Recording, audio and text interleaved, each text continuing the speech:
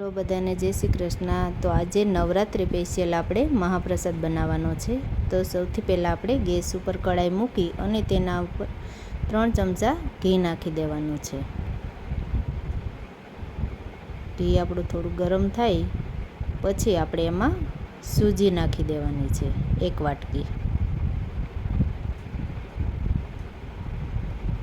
1 વાટકી સૂજી આપણે નાખી અને એને હળવે હળવે આપણે શેકવાની છે।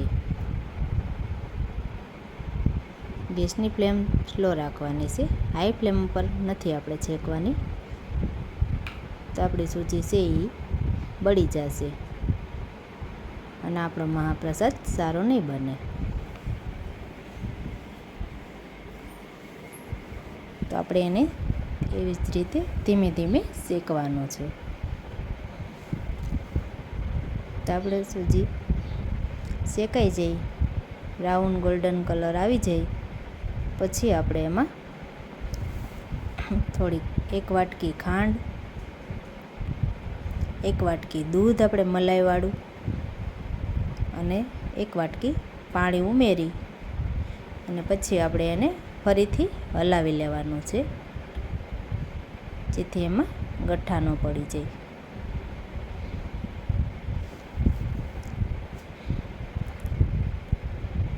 હલાવતું જ રહેવાનું એક જ સાઈઝમાં એને,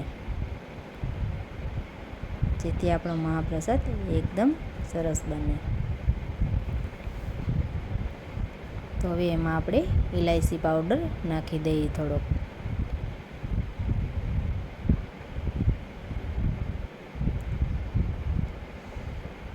હવે આપણી સૂજીનો હલવો તૈયાર થઈ ગયો છે। તો હવે એને આપણે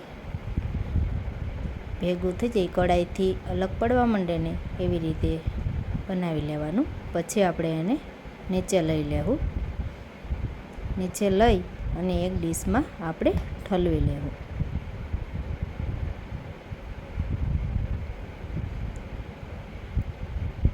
ડીશમાં ઠલવાઈ જાય અને ઠરી જાય ને પછી આપણે એને ઉપરથી કાજુનું કતરણનું ગાર્નિશિંગ કરવાનું છે।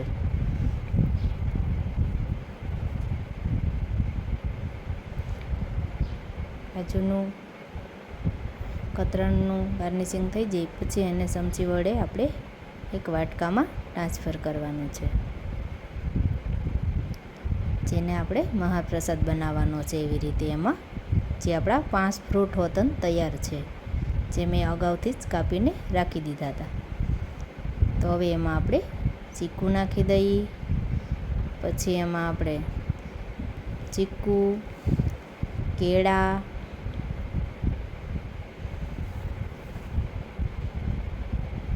જે આપણે ભગવાનને ભોગ માટે ધરાવવાનો છે, અને પછી એમાં આપણે દાડમ નાખવાનું છે અને એમાં પછી આપણે ટેટી નાખશું। જે અત્યારે ઉનાળાની સિઝનમાં ટેટી આવે છે એટલે આપણે ટેટીનો ઉપયોગ કરીશું। જે ચૈત્ર મહિનાની નવરાત્રિ આવે છે એના માટે આપણે ભોગ બનાવ્યો છે। તો કહેજો કમેન્ટમાં કે તમને આ રેસીપી કેવી લાગી। તો મારી ચેનલને લાઈક કરો, શેર કરો અને સબસ્ક્રાઈબ કરજો।